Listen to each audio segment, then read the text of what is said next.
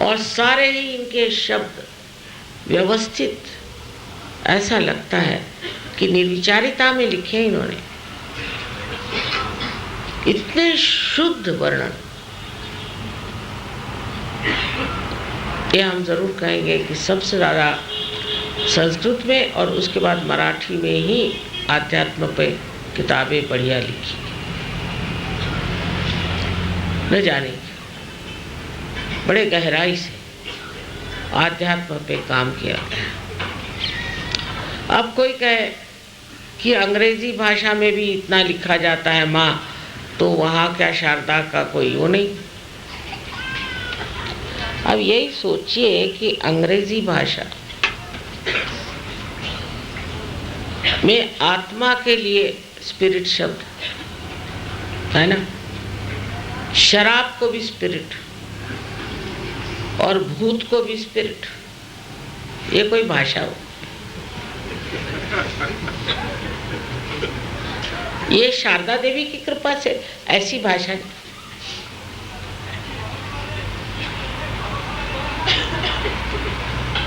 और फ्रेंच भाषा तो उससे भी गई हुई थी एकदम,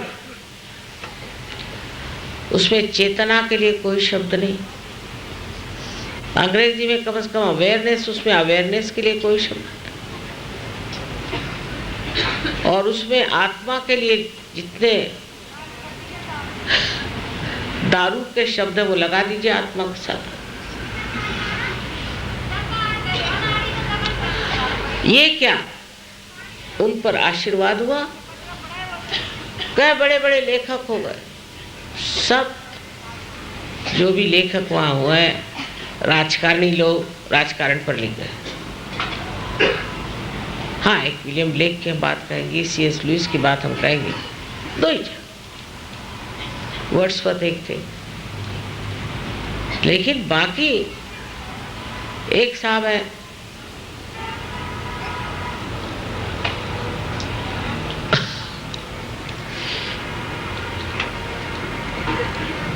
उन्होंने कविता लिखी, वहाँ रोने की कविता, जैसे अपने यहाँ गजलें होती वैसे रोने की कविता बहुत चलती कि अच्छे भले घर में बैठे खाते पीते आदमी और नाटक बना के कविता लिखी कि मैं कहीं पे जाकर कैद हो गया, हुए हुए कुछ नहीं, होते तो पता चलता, कोई कविता ना है। और कैद में ये हुआ और मेरे बाल सफ़ेद इसलिए नहीं हुए और फलाना नहीं हुआ, ठिकाना नहीं हुआ, ऐसा।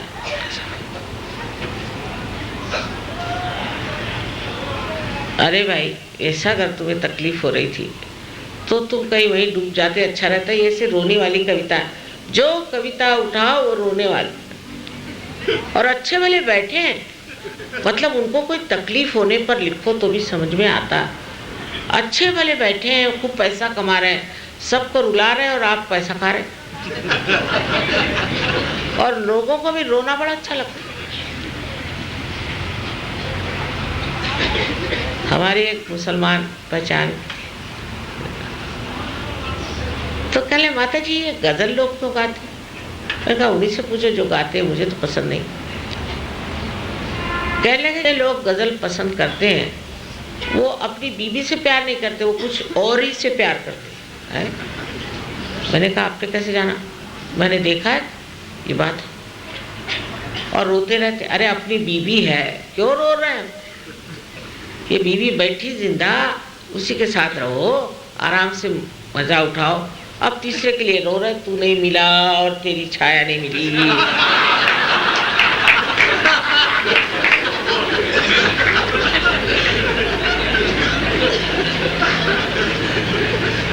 ये क्या शारदा देवी के आशीर्वाद में से होते हैं क्या ऐसी कविताएं?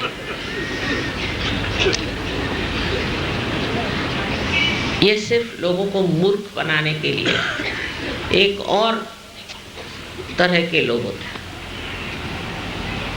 एक साहब हमारे आए थे बहुत दिन पहले की बात, तो उन्होंने शराब पे बहुत सुना था, बड़े मशहूर आदमी। शराब से ये होता है और फिर मधुशाला होता है और फलाना होता है। फिर मैंने कहा और जो रास्ते पे मरते हैं वो भी तो कहो। लेकिन मैंने फिर ऊपर एक कविता सुनाई, उसी वक्त मैं तो शीघ्र कवि हूँ।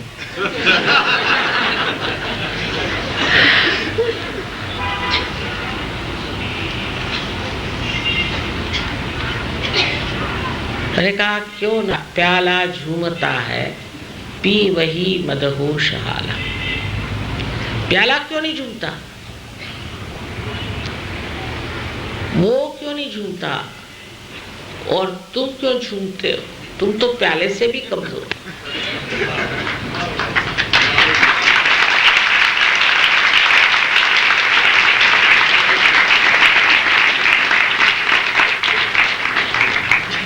उसके बाद उन्होंने शराब की बात नहीं करी।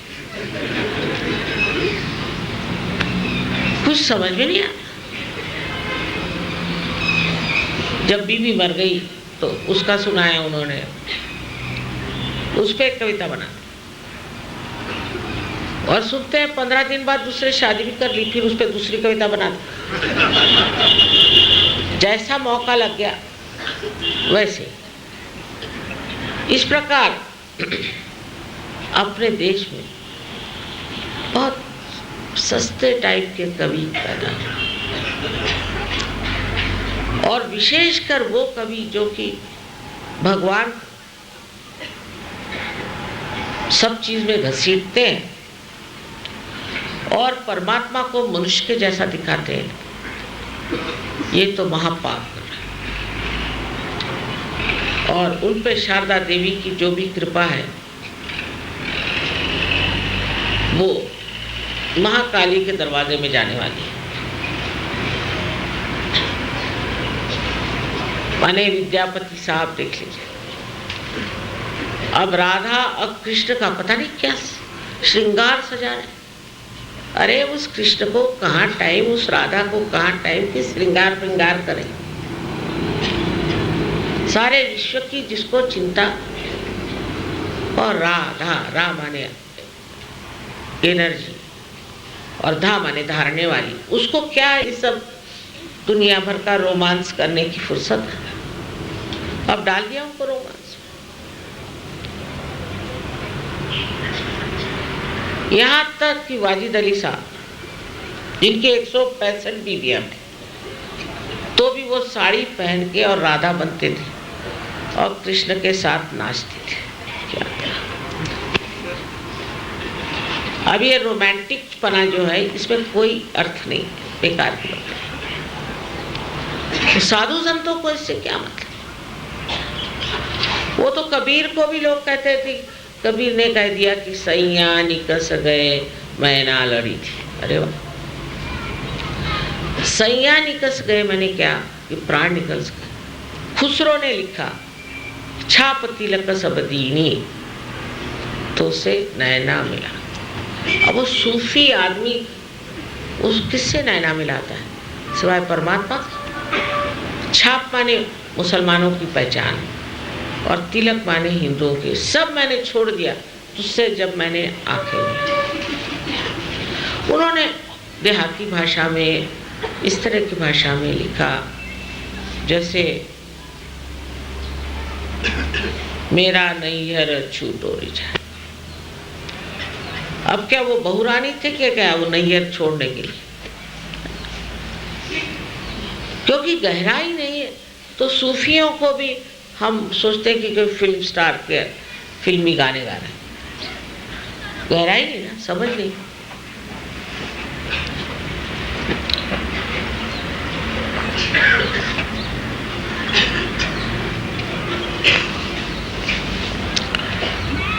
तो शारदा जी भी जो है वो भी कभी कभी महामाया स्वरूप हो जाती है। जैसे ज़ैन के जो कवि लिखते हैं वो एक सहयोगी समझ सकता और कोई नहीं समझ सकता। वो जिस तरह से कोई चीज का वर्णन करते हैं, छोटी सी या जिस तरह के वो चित्र बनाते थे वो बहुत ही सूक्ष्म, और उसकी संवेदना सिर्फ एक योगी जन ही कर सकते और कोई नहीं कर सकता।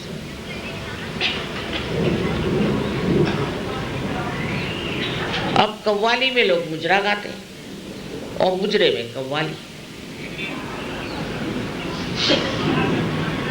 ये कोई शारदा देवी का आशीर्वाद है। किसी भी तरह से ऐसे मिक्सचर्स करना, संगीत में भी शुद्धता होनी चाहिए। अब संगीत में भी देखते हैं कि उसमें जापानी भी ले आते हैं और अंग्रेजी भी ले आते हैं और सब ले आते हैं, क्योंकि शुद्ध संगीत गाना नहीं आता तो और मिला मिला के मिलावट करते चलो।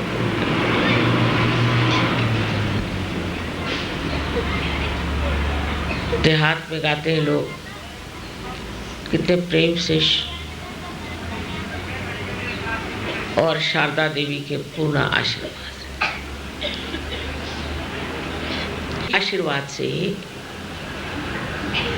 जितने महान ग्रंथ हैं वो बने संसार,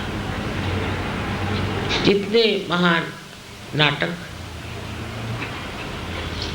या कादंबरियां लिखी गई वो सब शारदा देवी के आशीर्वाद से।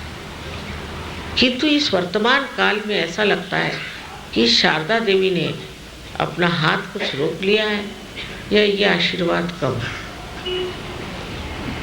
इस राजस्थान में जो कला का प्रादुर्भाव हुआ है, मैं देखती हूँ कि 2-3 साल में ही एकदम कला फूट पड़ी। ये बिल्कुल शारदा देवी का ही आशीर्वाद है, इसमें कोई शक नहीं। ऐसी ऐसी नक्काशियाँ, ऐसी ऐसी चीज़ें बनाने लग गए लोग हाथ से अपने, बड़ा आश्चर्य। पहले भी यहाँ बड़ी अच्छी नक्काशियाँ होती थी, लोग तराशते थे, पर आप सारे पॉटरीज में देख लीजिए, कहीं देख लीजिए, क्या सुंदर सुंदर कलर्स, बढ़िया ऐसे रंग बिरंगी ऐसी चीज़ें। हम कल ही एक फैक्ट्री देखने गए थे, तो इसलिए मैंने सोचा आज ये साड़ी पहने, ये राजस्थानी रंग है सारे, और डरते नहीं। ऐसा रंग, हर एक तरह का रंग पहनते हैं। अंग्रेज ऐसे नहीं, वो कहते हैं कि एक अगर बॉर्डर हो तो उसके ऊपर बिल्कुल कुछ नहीं, स्पेस्ड आउट होना चाहिए। वो क्योंकि दिमाग उनके स्पेस्ड आउट है, मेल नहीं ना, हृदय में और दिमाग में मेल नहीं। इनको भाषा समझती नहीं, कुछ भी बोलो।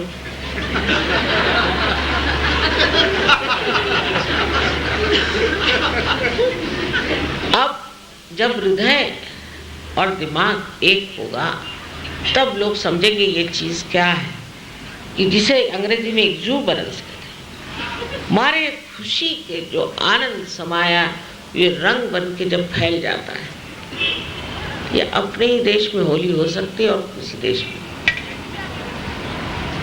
रंगों के जो हमारे यहाँ खेल होता है, रंगों के साथ जो हमारे यहाँ साड़ियाँ बनती हैं, कपड़े बनते हैं, लहंगे बनते हैं, ये सब उनके देश में कहाँ। वहाँ तो ग्रे कपड़े पहन के चलो, अब ग्रे से बढ़ गए तो काले, ऐसे भूत के जैसी शक्लें, और ऊपर से काले कपड़े पहन के घूमते। एक से उतरे तो दूसरे, उनकी कोई हिम्मत है ऐसी एक भी साड़ी बना के दिखा दें तो हम फिर से अंग्रेजों को मान लेंगे। एक रंग बिरंगे हर तरह औरतों के ड्रेस होते हैं इस राजस्थान में, तो क्या कहें। यहाँ सुंदर शारदा देवी ने यहाँ इन लोगों को बसाया। बस एक बात जरूर कहूँगी कि यहाँ सफाई का ख्याल करो। औरतें बहुत साफ है, घर वगैरह साफ रखती हैं, पर बाहर बहुत गंदगी है। आदमी लोगों को कोई मतलब ही नहीं है हमारे यहाँ बाहर से, सब कूड़ा बाहर बिकता है। और प्रदेश में बाहर साफ है क्योंकि आदमी लोग खुद साफ करते हैं। यहाँ आदमी लोग हाथ में झाड़ू लेके साफ करेंगे, अरे बाप रे, उनके तो सर का ताज उतर जाएगा।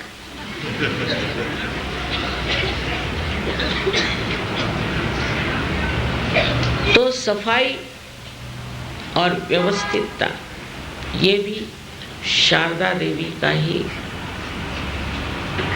आशीर्वाद है।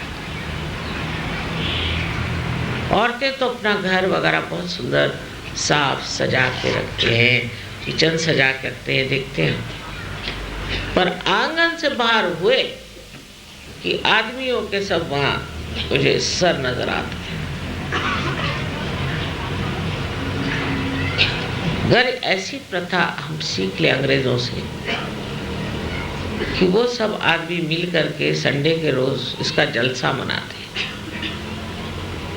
सब लोग आपस में बाहर निकल करके और सब मिल के जलसा करते हैं, चलो सफाई करेंगे, गार्डन ठीक करेंगे, ये करेंगे, वो करेंगे।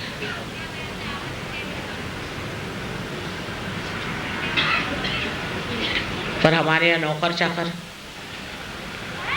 तो हम क्यों करें? नौकरों से करो ना। ये गंदगी जो है ये शारदा देवी को पास में नहीं आने देगी, वो हटी रहेगी। बहुत जरूरी है कि सफाई करनी चाहिए और सफाई भी सुचारू रूप से आर्टिस्टिक होनी चाहिए। यहाँ तो बहुत ही कला का प्रारूप, अब ये कोई सोच भी नहीं सकता, ऐसी चीज और कहीं बन ही नहीं सकती जो आपने बना कर रखी, असंभव। लेकिन है, कला है, आपके पास सब कुछ है, पर इस मंडप तक, पूजा तक और उसके बाद तो सीमा में आप बांध नहीं सकते शारदा देवी को। वो असीम और उनकी कृपा असीम तक चलती। आप कहें कि बस हम तो शारदा देवी की पुजारी हैं, हमारे घर तक, तो ऐसी बात है।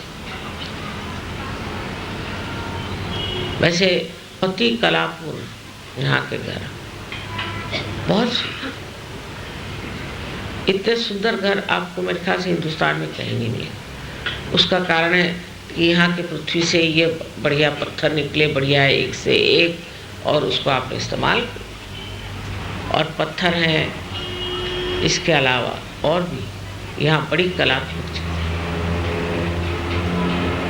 इतनी कलात्मक चीज़ें इस धरती ने आपको दी।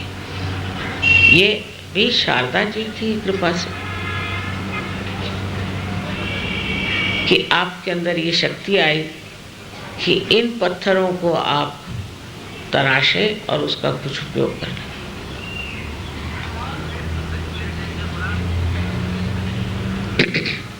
जैसे कि टर्की में बड़ी गरीबी आ गई,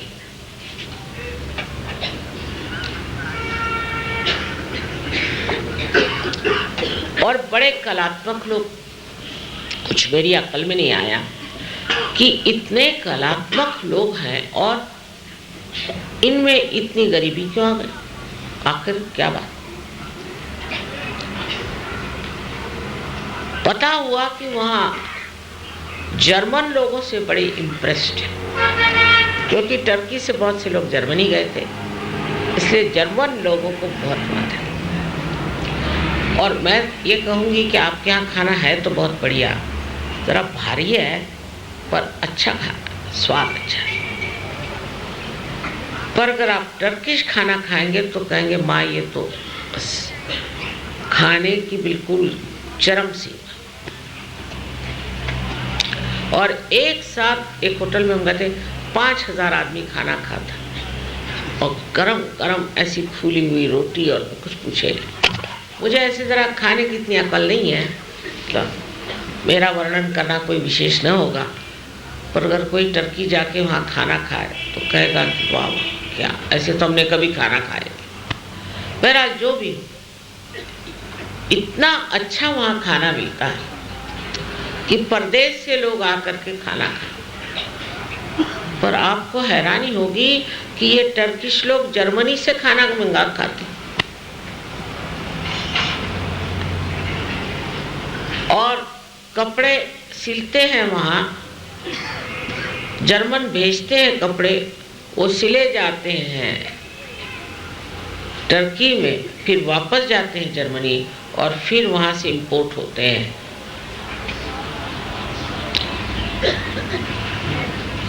वो अपने यहाँ भी है काफ़ी ये बीमारी कि इम्पोर्टेड चीज़,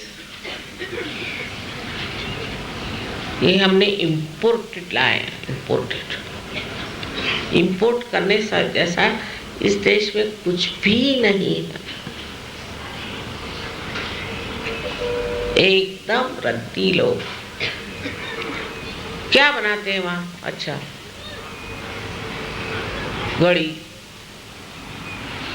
घड़ी बनाए, ये तो गुलामी की चीज, बेकार। अपने देश में जो चीजें बनती हैं उसका क्या कहने। उनके यहाँ जो पॉटरी बनती है टर्की में, आपको दुनिया में ऐसी पॉटरी मिले, चाइना से भी बेटर। लेकिन उनके रोजनथाल के डिनर सेट में खाना खाते हैं। तो आप गरीब नहीं होंगे तो क्या होंगे? और कल हम लोग बड़े गरीब हो गए, मैंने कहा और जाओ अब जर्मनी में जाके भीख मांगो, वो भी अच्छा रहेगा। तो शारदा देवी की जिस देश पे इतनी कृपा है, उनको क्या जरूरत है परदेसी चीजों को इस्तेमाल करने की।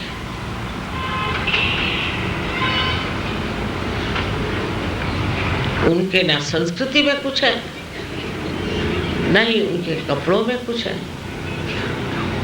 और नहीं उनके खाने पीने में कुछ है। सब टिन का खाना खाते हैं सुबह से शाम तक, ताजी सब्जी वहां मिलती नहीं। अब कांटे चम्मच से खाए बगैर आजकल लोग सोचते हैं कि आप देहाती हो गए। अब ये बाहर के सहयोगी हाथ से खाते हैं और अपने इंडियन सहयोगी जो हैं वो कांटे चम्मच से खाते हैं। यहाँ तक इस कदर हम अंग्रेज होने की कोशिश कर रहे हैं कि गणपतिपुरे में बड़े मुश्किल से इंडियंस के लिए और फॉरेनर्स के लिए अलग अलग बाथरूम्स बनाए, इंडियंस के इंडियन के ढंग के और फॉरेनर्स के ढंग के। तो इंडियंस ने कहा कि हमें तो वैसे अंग्रेजी ढंग के चाहिए मां। अच्छा, अंग्रेजी ढंग के आपको चाहिए, और फॉरेनर्स बहुत खुश हुए कि हिंदुस्तानी ढंग के हमको वेरी क्लीन, मतलब वेरी क्लीन, वो बहुत खुश है। लेकिन हिंदुस्तानियों को तो अटैच्ड चाहिए। पहले जाते थे जंगलों में और अब अटैच्ड।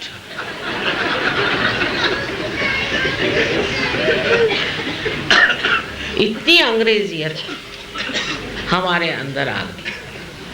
बहरहाल उसमें भी हर्ज नहीं। तो बेचारे वहाँ के लीडर साहब आए, माँ मैं क्या करूँ, मैंने तो अंग्रेज़ों के लिए बनाया, उनको वो पसंद नहीं, और हिंदुस्तानी के लिए बने उनको पसंद। मैंने कहा अंग्रेज़ों की जगह हिंदुस्तानियों को रख दो और हिंदुस्तानी को जगह अंग्रेज़ों। तो सॉल्यूशन तो निकल आया, लेकिन मेरे दिमाग में ये बात आई कि ये अच्छी बात है।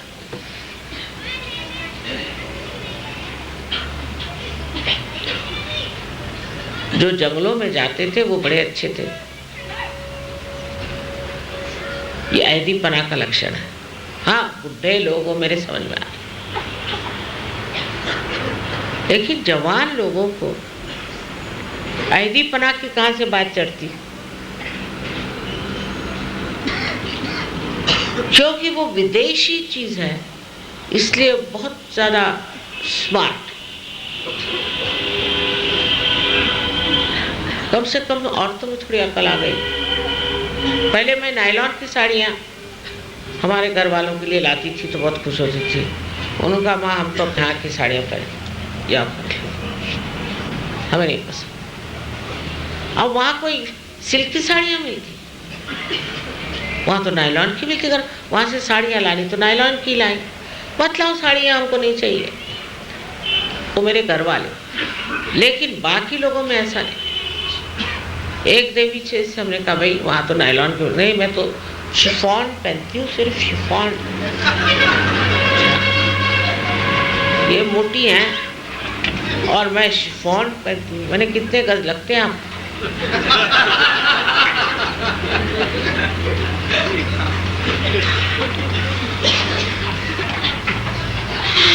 और इस कदर हम लोगों में जो पहले की औरत की शालीनता थी, वो पैसा को बचाती थी, रोकती थी। और आज औरतों का हाल ये है कि वो आदमियों से भी ज्यादा खर्च करती।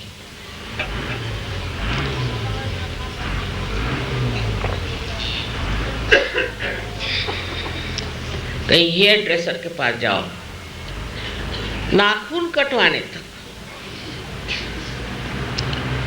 पता नहीं क्या क्या।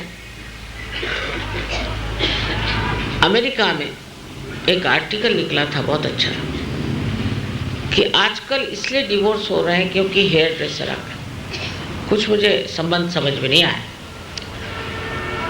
कल ऐसे आदमी किसी एक औरत पर अगर फिदा हो जाए तो वो उनके हेयर ड्रेस पे होते हैं। अब दूसरे दिन का हेयर ड्रेस बदल गया तो इसका भी मन हट गया।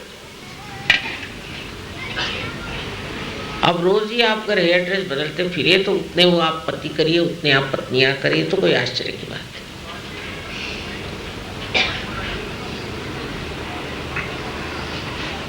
उनसे पागलपन सीखने की अपने को जरूरत नहीं। कम से कम हिंदुस्तान में औरतों ने अपना तरीका छोड़ा नहीं। बहुत सी औरतों ने छोड़ दिया, लेकिन जिनको घोड़े पर तो छोड़ो गधों पर भी बैठना कभी हुआ नहीं, वो हम देखते हैं जिस तरह से उनका बर्ताव शोभा ही नहीं देता है। एक हिंदुस्तानी स्त्री जिस तरह से वो चलती हैं, घूमती हैं, अपने को समझती हैं। जिस दिन औरत ने अपनी शालीनता छोड़ दी, उसी दिन उसके अंदर से जितना कुछ शुद्ध कला का स्वरूप कहिए या स्त्री का स्वरूप, पत्नी का स्वरूप, माता का स्वरूप, सब खत्म हो जाए।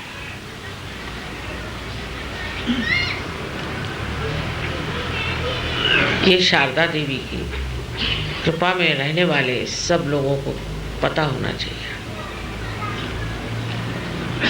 एक कहावत है, art is in hiding the art.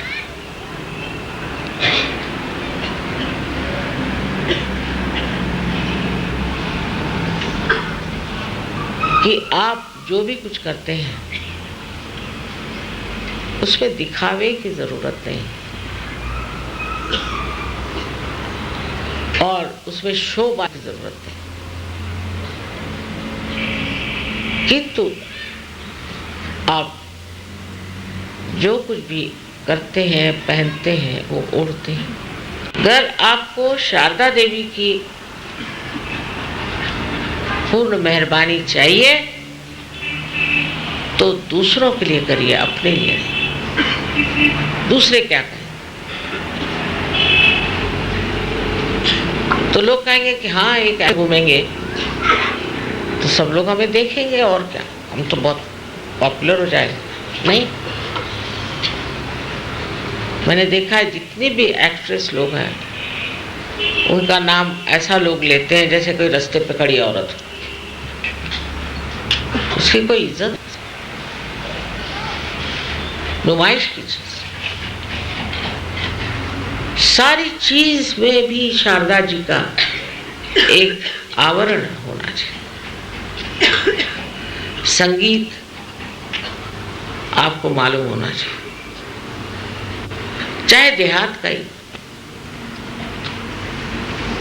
ऐसे भी लोग मैंने देखे हैं कि जो औरंगजेब से भी पढ़े, उन्होंने संगीत जानते नहीं लेकिन बोलेंगे बहुत।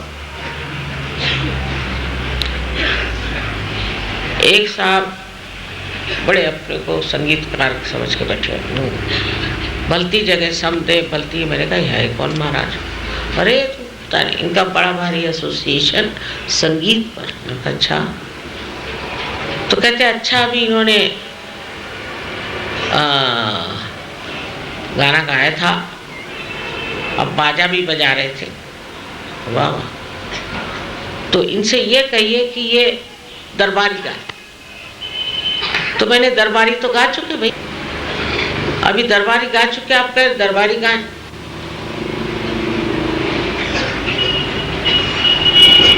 तो फिर कानड़ा, दरबारी कानड़ा एक रहा।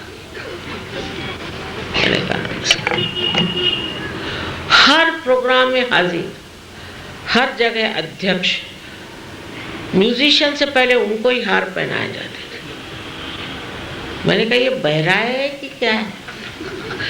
ये दरबारी गा गए तो को दरबारी गा। अच्छा, फिर आप इस आए क्यों दौर में? भाई ठीक, आप संगीत के लिए नहीं आए तो इसमें क्यों आए?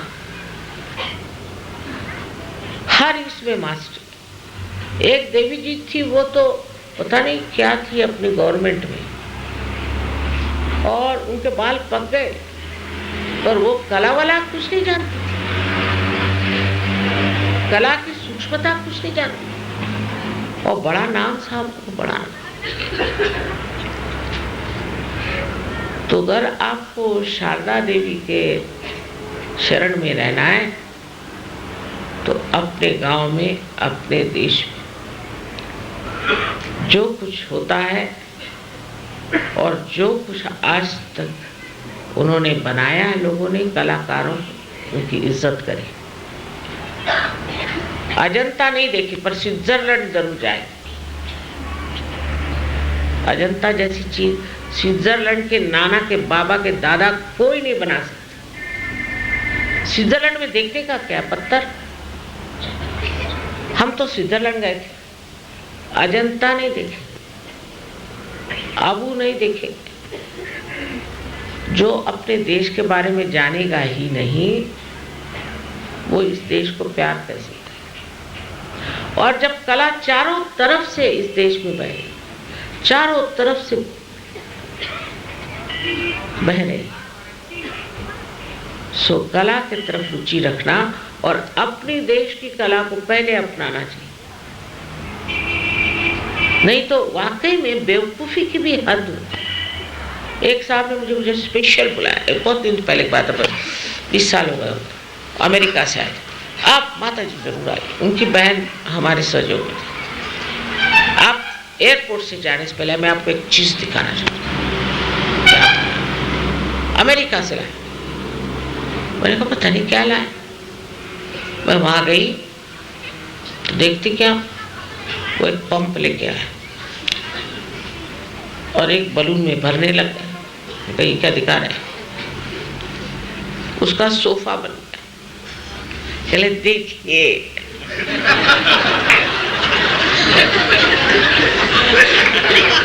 अब बिराजिए इसको। मैंने कहा भाई देखो, मेरे पास बहुत ज्यादा वाइब्रेशंस हैं, उससे फट जाएगा।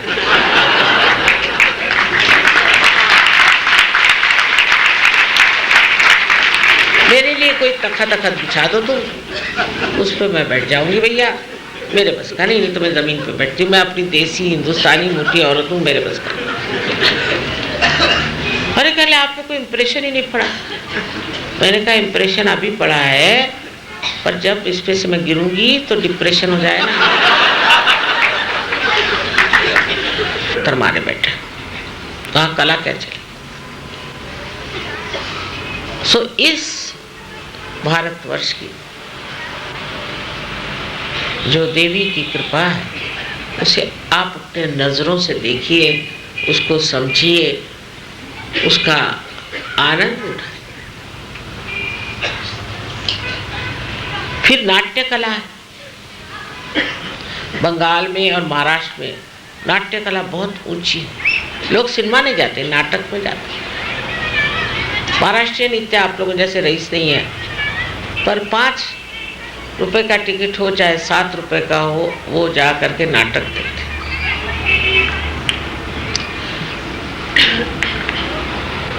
जिसमें नाट्य कला हो। पहले सिनेमा बहुत अच्छे होते थे, लेकिन अब सिनेमा तो गड़बड़ा गए, अब नाटक भी गड़बड़ा जाए और न जाने क्या क्या चीजें हो जाएंगी। कुछ कुछ ऐसी अजीब अजीब चीजें देखने में आई हैं कि लगता है कि शारदा देवी यहाँ से भाग खड़ी हो जाए। उनका मान तो छोड़ा, उनका बिल्कुल अपमान लोग करते हैं। इतनी विचित्र चीजें मैंने स्टेज पर इंडिया में देखी कि मुझे आश्चर्य लगता है कि अभी तक चल कैसे रहे।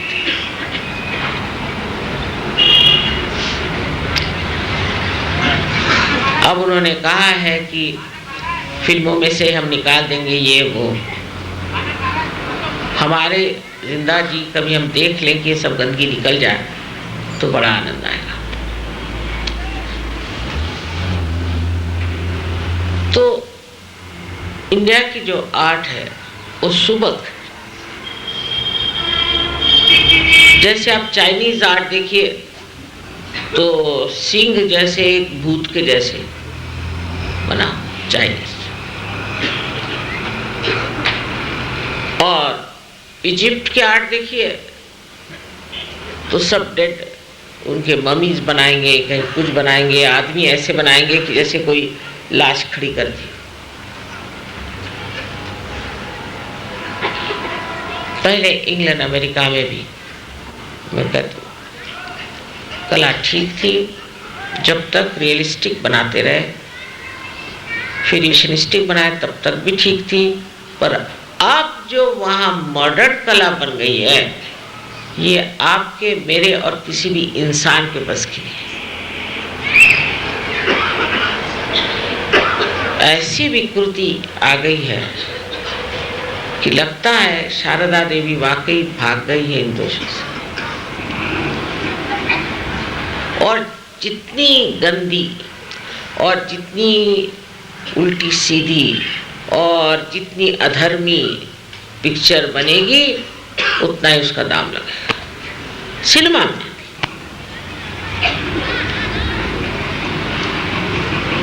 शारदा का बड़ा अपमान है। आप सब सहयोगियों को कला की समझ होनी चाहिए और कलात्मक चीजें आप इस्तेमाल करें, खासकर हाथ से बनी हुई, तो ये इकोलॉजिकल प्रॉब्लम ही खत्म हो जाए। अपने घर में 2 सुंदर चीजें होने से अच्छा है बनिस्बत 25 प्लास्टिक की चीजें और 40 पेपर प्लेट्स।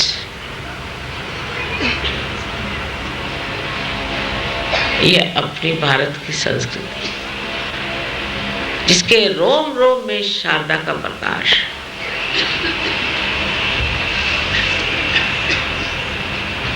औरतों ने इसे बचाए रखा है, अब आदमियों को भी चाहिए कि समझें। लेकिन हिंदुस्तान में तो ऐसे बहुत से लोग हैं, वो 4 रंग से ज्यादा 5वां रंग नहीं जानते।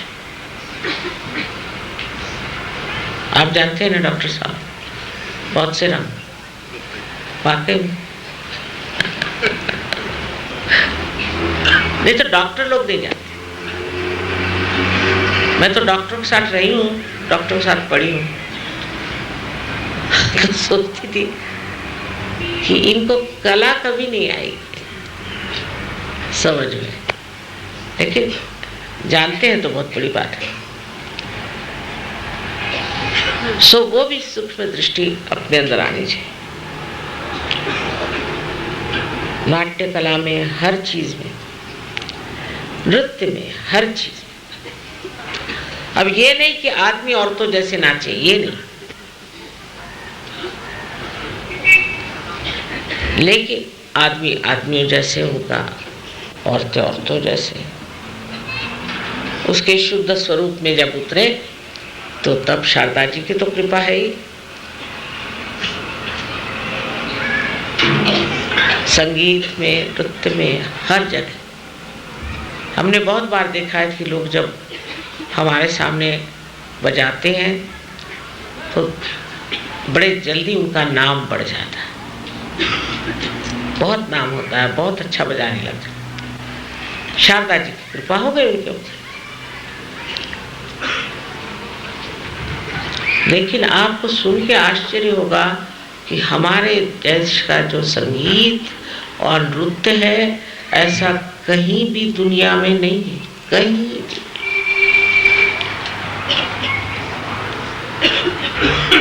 इस तरह। अब तीसरी जो हमारे अंदर शक्ति है, त्रिगुणात्मिका तीसरी शक्ति, वो महालक्ष्मी की शक्ति। अब लक्ष्मी जी की पूजा तो अभी करके आए टर्की में, वहाँ गरीबी आ गई इसलिए, पर जब तक वो जर्मनी से सामान मंगाना बंद नहीं करेंगे तब तक उनकी गरीबी नहीं जाने वाले। कहले हमको उसी का टेस्ट हो गया। मैंने कहा वाह भाई,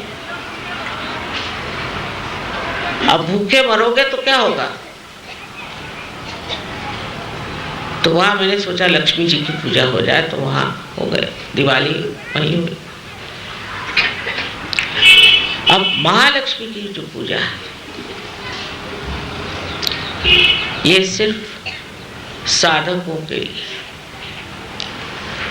जब लक्ष्मी जी का पूरी तरह से उपभोग ले लिया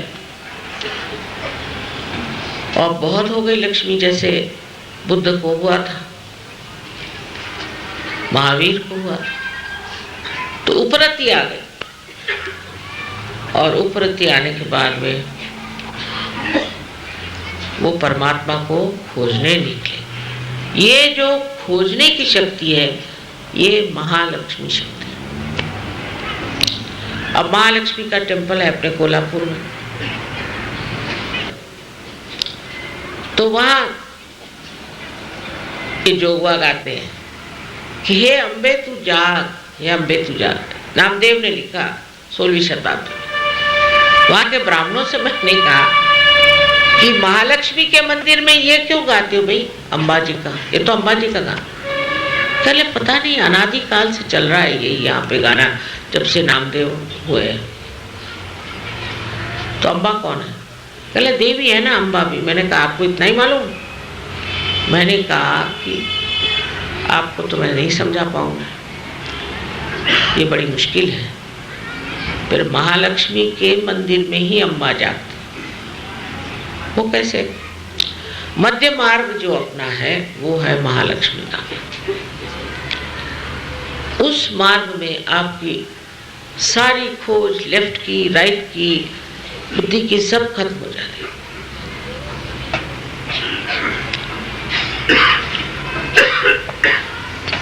और आप मध्य मार्ग में आ गए।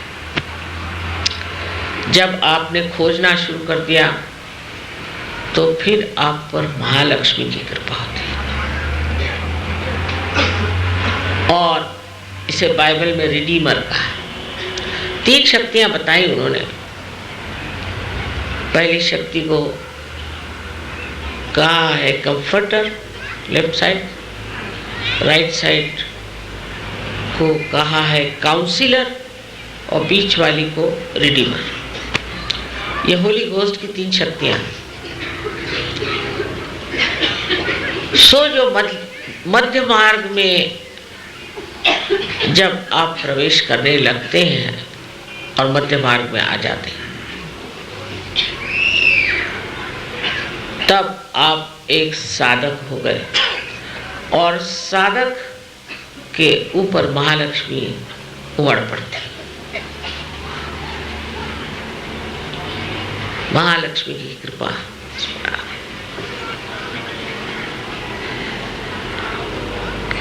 महालक्ष्मी की शक्ति में चढ़ना बहुत मुश्किल है, क्योंकि कभी मन लेफ्ट को जाता है, कभी राइट को जाता है, कभी लेफ्ट को जाता है, कभी राइट को जाता है। एकमात्र कुंडलिनी के जागरण से ही मध्य मार्ग आप नाप सकते हैं। पहले तो वो एक सोपान ब्रिज बनाते हैं वाइट पर, और उससे गुजर करके एक कुंडलिनी शक्ति मध्य मार्ग से ब्रह्मरंध्र को छेदती हुई इस ब्रह्मांड में एकाकारिता प्राप्त करती है। और जब ये घटना हो जाती है, उसके बाद त्रिगुणात्मिका मिलकर के आपकी मदद करती है। आज्ञा चक्र को छेद कर जब आप सहस्त्रार में आते हैं, तो यहाँ आदि शक्ति का स्वरूप महामाया स्वरूप है। सहस्त्रारे महामाया, सहस्त्रारे महामाया। जब सहस्त्रार को तोड़ने का काम है, तो वह महामाया से, और वो स्वरूप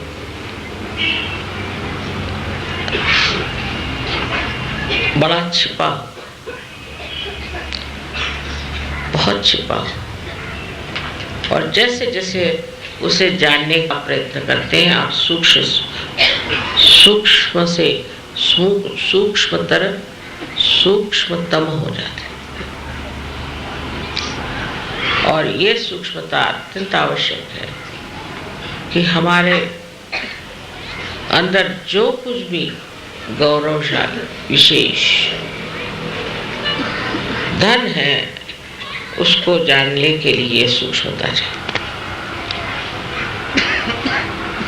उसमें सिर्फ एक बाधा आती है, और वो है आपकी लेफ्ट और राइट की खींच। इसलिए हमसे हमेशा कहते हैं कि अपने को आप प्रत्यक्ष करा करें, इसको इंट्रोस्पेक्शन कहते हैं। दूसरों को नहीं, अपने को। धीरे धीरे ये होने से आप सहज में स्थित हो जाते हैं। आप चक्रों के बारे में जानते हैं, आप महाकाली शक्ति के बारे में आज मैंने बता दिया, और सरस्वती के बारे में और महालक्ष्मी के बारे में मैंने बहुत बार बताया। ये सब बताना रह जाता है जब तक साधक उस स्थिति को प्राप्त नहीं होता, उसे चैन नहीं है। लेकिन स्थिति को प्राप्त होने पर भी उसको इस्तेमाल करके देखना, नहीं तो ये विश्वास पक्का नहीं बनता और निर्विकल्प में उतरना मुश्किल हो जाता है। आज का लेक्चर कुछ ज्यादा होगा, क्योंकि विषय ही ऐसा कुछ था। ये तो तीनों शक्तियों का वर्णन किया, लेकिन इनसे परे आदि शक्ति, और उनका वर्णन करना कोई आसान, कोई बड़ी विचित्र चीज है।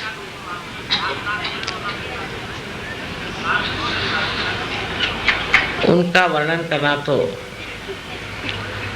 कठिन काम। आप ही लोग उनका वर्णन कर सकते हैं, मैं तो नहीं।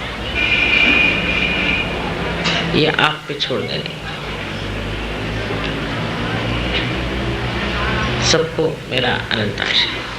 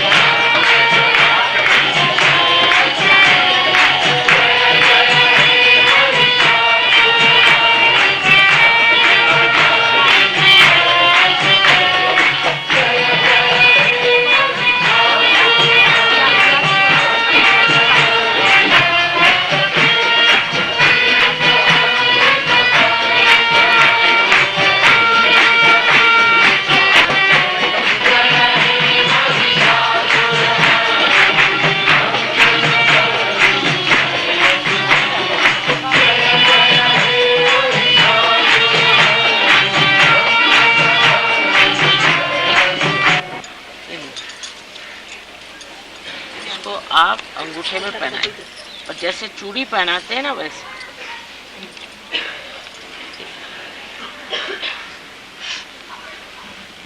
खोल लीजिए, खोल के पहना दीजिए, फिर हम ठीक करवा लेंगे।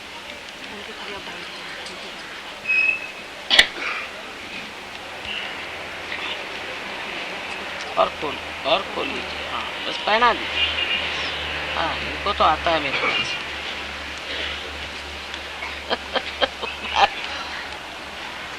अच्छा अब ये 2 में पहना है, राइट।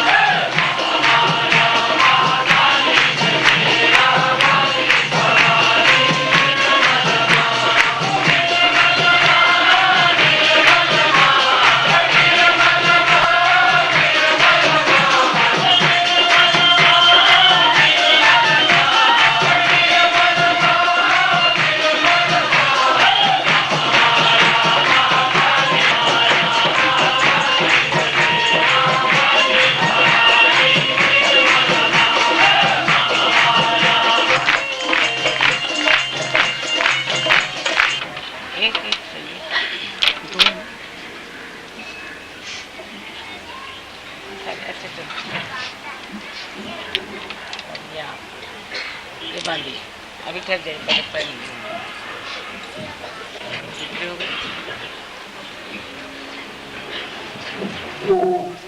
इसको ऊपर चढ़ा कर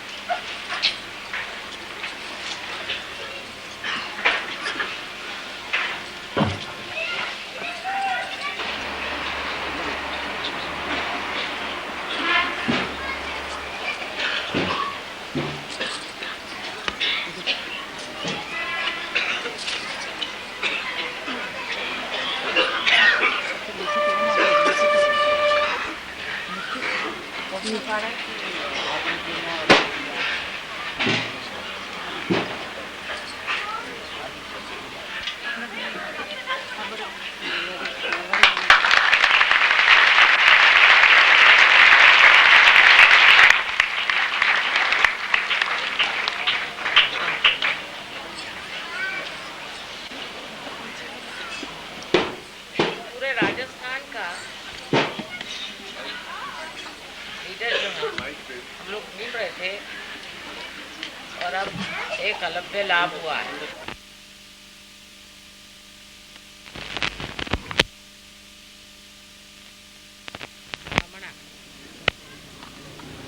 इसको नीचे इसको नीचे नीचे